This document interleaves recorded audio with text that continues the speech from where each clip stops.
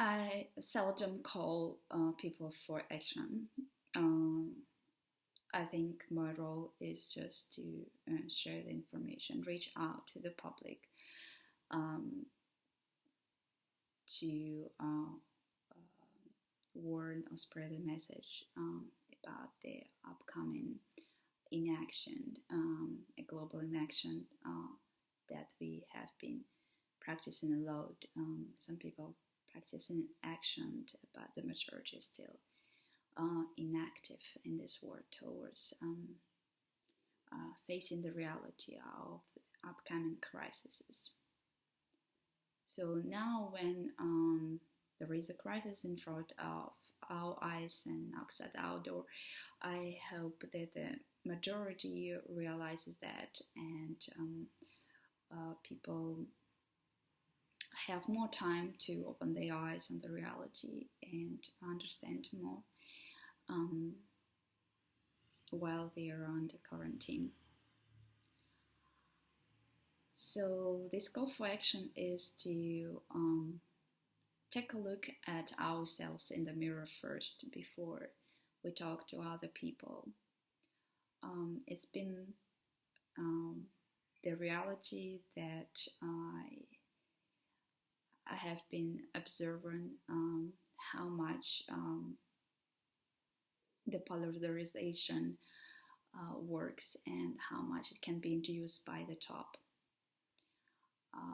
There is a lot of in social media, mass media, that you can observe that the top is playing the blame game to polarize their citizens.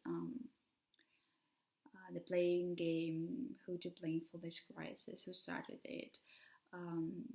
Conspiracy theories now, I think, are very popular now. And then this word of disinformation and polarization, how do we as a global species, animal species, survive? That's the question that I would ask also others. The majority seems to be really easily manipulated by this polarization and other kinds of misinformation, ranging from conspiracy theories to overstating numbers and so on. And the funny thing, that the ironic thing, is that that's exactly what the top wants the majority of people to do. They want to get people polarized, so people will be more loyal to their government, or in some cases they will lose that, just right, the opposite effect. They will lose their trust in their governments. But that only when it comes to critical thinking and questioning things about what actually this campaign is all about.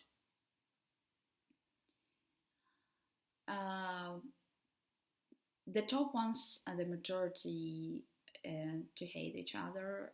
That's why there is so much bigotry and racism going on social media and mass media regarding the crisis, regarding the global pandemic.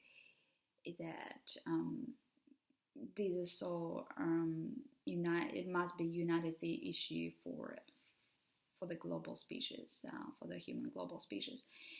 But it seems to be that it's goes in the opposite direction. It gets polarized. All governments lie, and we know that big governments will lie more. It's just the degree of those lies and the method of lying varies from country to country, from a more resourceful, resourcing country, or less resourcing country. We can see it from the history books if we go back and read the history books or review them.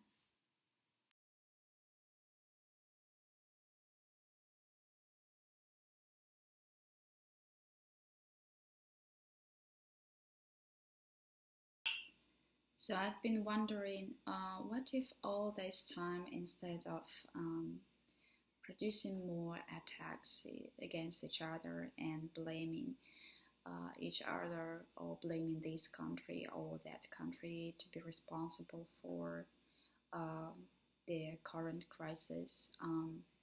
What if we start asking questions instead? Uh, what exactly do we solve with that? How do we solve this problem? Do we solve it? Can we solve it with polarizing against each other, or we solve it through uniting in that problem and finding a common solution? Because the problem is common, it's global, it's interconnected. The world is interconnected, and I hope that this world is in front of our eyes or in our bodies, pretty much evident of that fact. Even the impacts of the virus or the impacts of the global pandemic, the lockdowns themselves, they have a huge impact on the globalized economy or huge impact on the globalized society. So, what is the question? What is the correct question? How can we ask the correct question to start off from there? So, to shape the correct questions, the question that will be relevant to every single person on earth is to identify our need, what our needs are. What are the basic needs of humans? What do we need? You're in Africa, or you're Chinese, or you're American, European, by continents or by country. Every single person seems to have the same need. Human need, animal needs clean water, clean air. It needs shelter. It needs medical care. It needs human interaction, growing their mind, learning new things. So they seem to be universal, but we seem to be so blind not to realize that. And we seem to be focusing on our culture or our background, or identify ourselves with this political party or that political party, when in fact the history shows that all politics is corrupt and it only serves the richest, the top of the society. So how do we ask the correct question to set off from there?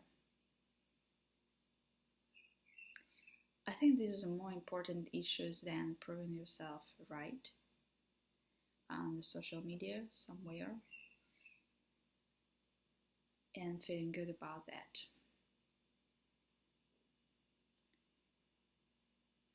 I call for action to ask the correct question.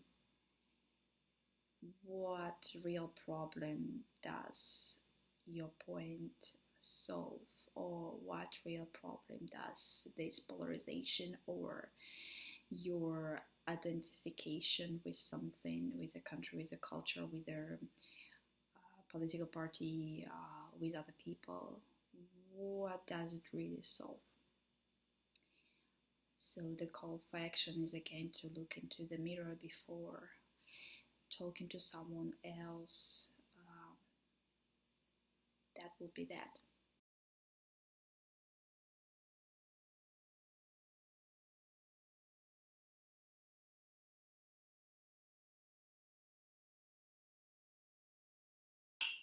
It seems to me that we only can solve global problems through global cooperation, not global separation. It comes a lot, it has to do a lot with planning, not blaming. Of course, blaming is easy, but it's a waste of time and energy in the end. Solving problems and cooperating is hard, but that pays off. This is going to be with us for a long time. People need to be ready to adjust their thinking around this new reality as fast as they can. The big story with this virus is how we just break the bubble of the economy, and we must be aware of that. The economy won't come back to the same level. That might be a good thing. Crises change people's behavior and value system for worse or better. Crises shatter a lot of those false narratives and forces people to address what's real. And that tends to have a good effect on social solidarity and personal sanity.